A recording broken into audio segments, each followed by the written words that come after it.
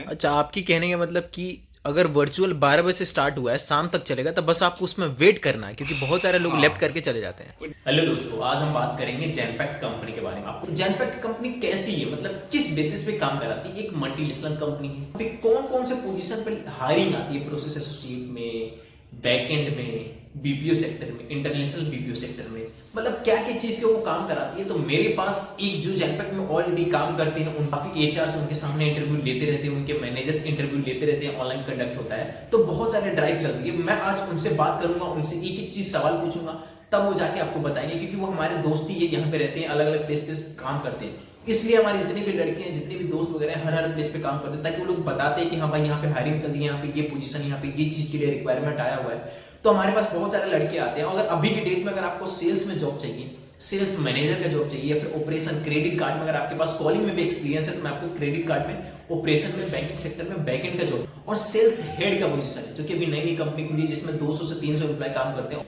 Sorry, all over India में।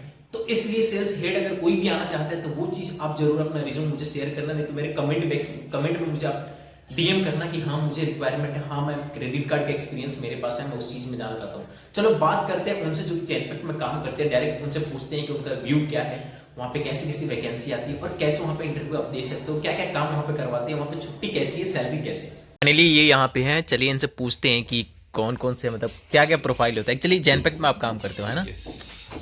तो अब बताओ कि इंटरव्यू कैसे कंडक्ट होता है अब। देखो, सबसे पहला सीन ये है कि इंटरव्यू के इनके दो तरीके हैं। हाँ। पहला तो एक वर्चुअल है, जो कि बहुत इजी है आजकल की कंपनियों के लिए। सबसे आसान तरीका इंटरव्यू लेने का वर्चुअल वर्चुअल है।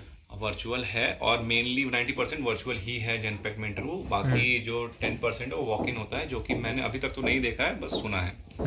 वर्चुअल का सीन ये है कि आपने डिफरेंट प्लेटफॉर्म पे अपना रिज्यूमे और अपना नंबर या जो भी अपडेट कर रखा होगा, naukri.com, shiksha.com, लिंक्डइन वगैरह यहाँ पे। हाँ। और या तो आपके किसी फ्रेंड ने रेफर करा होगा तब, ठीक है। तो अब इसमें सीन ये होता है कि जैसे आपको मेल आती है जेनपैक्ट के थ्रू, ठीक है। ठीक है।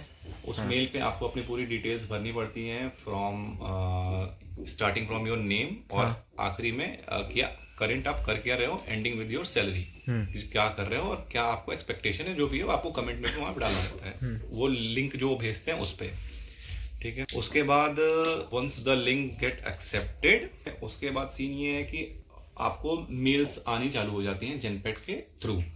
तो सपोज दैट जेनपैक्ट का सीन ये है कि जेनपैक्ट बल्क हायरिंग करती है, बल्क में हायरिंग। बल्क में हायरिंग करती है, और बहुत अच्छी अपॉर्चुनिटी है एक फ्रेशर के लिए भी और एक एक्सपीरियंस वाले के लिए। उसमें सीन ये रहता है कि टाइम इनका थोड़ा ज़्यादा लगता है। सपोज दैट आपको अगर टाइमिंग दी है इन्होंने कि इंटरव्यू का स्लॉट रहेगा 12 से 2, ठीक है, बट वो 12 से 2 कहने के लिए है, आप 12 बजे लॉग इन करके बैठ जाओ, मे बी वो 8 बजे तक, रात तक भी चले।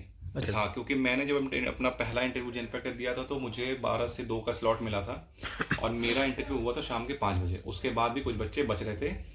सबसे अच्छी चीज़ ये है कि 200 लोग आपको दिखेंगे, 250 लोग दिखेंगे इंटरव्यू में, कि जिसने अटेंड करा है 12 बजे, और आपका इंटरव्यू आते आते मुश्किल से 10-15, ये भी ज़्यादा बोल रहा हूँ मैं, इतने बच्चे बच जाते हैं सिर्फ 5-6 बजे के आसपास। 3-4 भी बचते हैं जो जिनको है कि नहीं मुझे जॉब चाहिए, ठीक है। तो आपको वेट करना पड़ेगा, उतना आपके पास पेशेंस रहना चाहिए कि आपको वेट करना है। अच्छा, आपकी कहने का मतलब कि अगर वर्चुअल 12 बजे से स्टार्ट हुआ है, शाम तक चलेगा, तब बस आपको उसमें वेट करना है, क्योंकि बहुत सारे लोग लेफ्ट करके चले जाते हैं। डिपेंड्स कि आपका नंबर कब लग रहा है, डिपेंड्स कि जैसे पहले आप इंटरव्यू जाते हो, सपोज 150 लोग हैं, आपको डिफरेंट रूम्स में जूम कॉल पे बैठा देंगे, आपकी आईडी वहाँ पे भेज देंगे, आपको वहाँ वेट करना है। They will ask your name, कि सूरज या रवि जो भी है, तो आपको वहाँ पे रिएक्ट करना पड़ेगा, yes I am here in the meeting. तो आपको डिफरेंट रूम में भेजेंगे, वहाँ पे एचआर जो रहेगी ना, वो आपसे आपके बारे में पूछेगी। बेसिकली उसमें ये रहता है कि वो आपकी फ्लुएंसी चेक करते हैं, लैंग्वेज चेक करते हैं कि आप बोल पा रहे हो कि नहीं बोल पा रहे हो, और फर्दर बैकग्राउंड चेक करते हैं अपना। एक चीज इसमें ये बताओ कि क्या वहाँ पे इंग्लिश का ज्यादा डिमांडिंग रहता है? मैंने सुना है कि इंग्लिश, यस। मतलब इंग्लिश एक्चुअली क्या है कि देखो, सिंपल सा फंडा है, आजकल के मॉडर्न वर्ल्ड में बिना इंग्लिश के कुछ नहीं हो पाएगा। Means English in the sense कि मतलब बहुत ज्यादा हाई नहीं चाहिए, बट आपको जो बोल रहे हो ना वो उनको समझ में आना चाहिए, समझ में आना चाहिए कि मैं क्या बोल रहा हूँ, क्या समझाना चाह रहा हूँ। हाँ, तो इट डिपेंड्स कि सामने वाला रिक्रूटर कौन है और किस टाइप से वो आपका इंटरव्यू ले रहा है, ठीक है। ठीक है। मैंने इंटरव्यू दिया था, मेरा 1-2 बार तो नहीं हुआ था सिलेक्शन, क्योंकि मैं थोड़ा सा हाँ या ना में फंस गया था। जैसे वो बोलते हैं कि आपको हम कोई भी शिफ्ट देंगे, either night shift, day shift, evening shift, जो भी है, आपको मेन सबसे पहली बात है कि हर चीज़ पे हाँ बोलना है। इंटरव्यू का सबसे बड़ा डिमेरिट है कि लोग थोड़ा सा इसमें क्या बोलते हैं, संकोच खा जाते हैं कि नहीं मुझे तो डे शिफ्ट ही चाहिए या मुझे तो नाइट शिफ्ट ही चाहिए।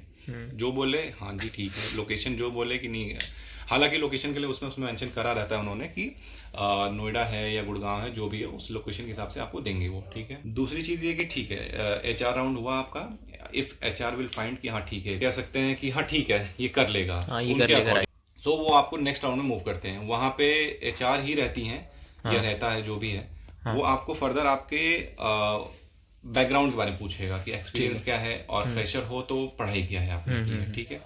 उसके बाद अगर उनको लगता है कि नहीं ये हमारे फील्ड में टिक जाएगा जो भी है, देन आफ्टर वो थर्ड रूम में आपको भेजते हैं, जहाँ पे जिस भी पोर्टफोलियो में जरूरत है, जैसे मेरा है OTC, ऑर्डर टू कैश, ठीक है, तो जिस भी पोर्टफोलियो में आपकी मतलब उनको लगे कि जरूरत है, वहां पे वो आप उस रूम में मूव करेंगे। उस रूम में मूव होने के बाद उस पोर्टफोलियो का मैनेजर आपसे इंटरव्यू लेता है, ओके, और आपके जो पुराने आपका बैकग्राउंड रहा है उसके बारे में आपसे पूछेगा कि आपने क्या काम करा है, मतलब वो थोड़ा लंबा राउंड रहता है और वही सिलेक्शन राउंड रहता है। तो इसमें सैलरी, बेसिक सैलरी क्या प्रोवाइड करते हैं स्टार्टिंग का? देखो एज अ फ्रेशर, देखो सबसे क्लियर रहना है कि जेनपेक पैसा नहीं देती है। जेनपेक में अगर आपको सोच रहे हो कि पैसा कमाने आओगे तो पैसा नहीं कमा पाओगे, जेनपेक में पैसा नहीं है। दूसरी चीज ये है कि जेनपेक में एज अ फ्रेशर जो बंदा सबसे पहली बार जॉब करने निकला है फील्ड में, 16 से 17 हज़ार मैक्स उसको मिलेगी, ठीक है।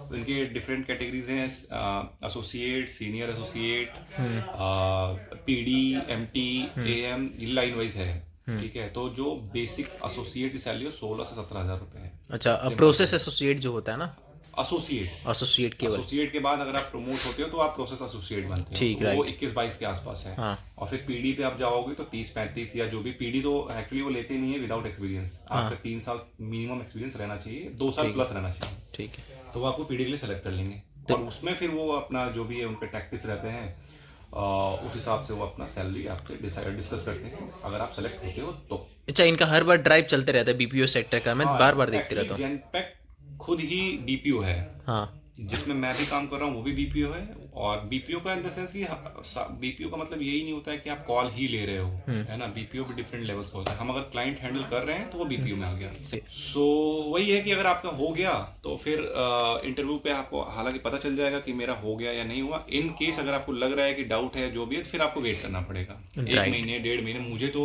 लग गए थे कॉल आने में 1.5 महीने। मतलब ये लोग वेट ज्यादा करवाते हैं ना? वेट ज्यादा, क्योंकि बल्क हायरिंग होती है, सारे रिज्यूम जाते हैं मैनेजर के पास, जो मुझे लगा, फिर मैनेजर उसमें से देखता है कि नहीं इसका interview, they have recording also, वो रिकॉर्डिंग भी देखते हैं कि इसने कैसा इंटरव्यू दिया, इसको कितनी नॉलेज है, ये सब, ठीक है। उस हिसाब से मैनेजर उसमें से फाइंड आउट करते हैं कि नहीं ये हमारे प्रोजेक्ट में ठीक रहेगा, इसको लेते हैं। और फिर आपके पास लिंक आता है कि नहीं you are selected for Genpact, ये है। फिर आपको कॉल आएगा HR का, फिर ऑफर लेटर के लिए, और या तो सैलरी डिस्कस करेंगे या आपसे जो भी है शिफ्ट के बारे में आपसे आपका कंफर्मेशन लेंगे, सारा फॉर्म भरवाएंगे, सब पे आपको एग्री करना पड़ेगा ही पड़ेगा अगर सेलेक्ट होना है तो। सेलेक्ट नहीं मतलब वो ऑप्शन ही नहीं है आपके पास, ओके करना ही पड़ेगा, ताकि बाद में आप वो ना कर सकते नहीं मैंने तो नाइट शिफ्ट लिए कहा ही नहीं था, मैंने तो डे शिफ्ट लिए कहा, तो ये आपके पास इफ एंड बट का सवाल नहीं रहेगा।